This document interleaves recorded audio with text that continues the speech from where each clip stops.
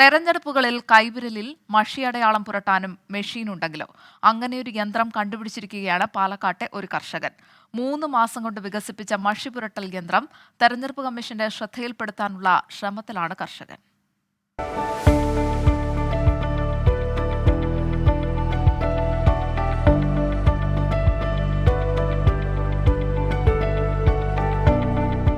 ഇത് മങ്കര സ്വദേശി സഹദേവൻ.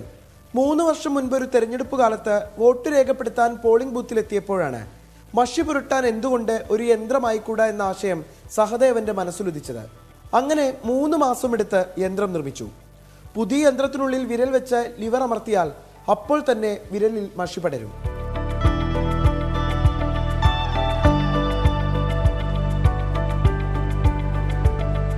കൃത്യമായി മഷി അടയാളം പതിയുമെന്ന് മാത്രമല്ല, ഉദ്യോഗസ്ഥരുടെ എണ്ണം കുറയ്ക്കുകയുമാകാം.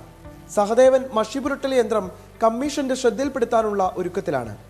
ഒരു 3 മാസം മുൻപ് ഞാൻ ഈ ഐഡിയയ്ക്ക് പല സാധനങ്ങളും വാങ്ങിച്ച് കൂട്ടി അത് സെറ്റ് ചെയ്യാൻ വേണ്ടി 3 മാസം ശരിക്കും ഞാൻ ബുദ്ധിമുട്ടി. പറയാൻ നമ്മൾ ചെറുതാണെന്ന് തോന്നും.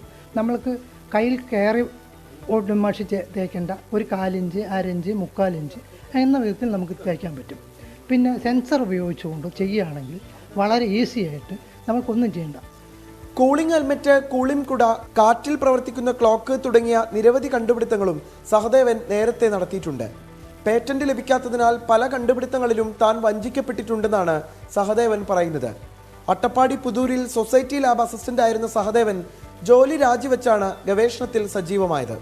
24 പാലക്കാട്. 24 അഞ്ചിന്റെ വജ്രത്തിളക്കം.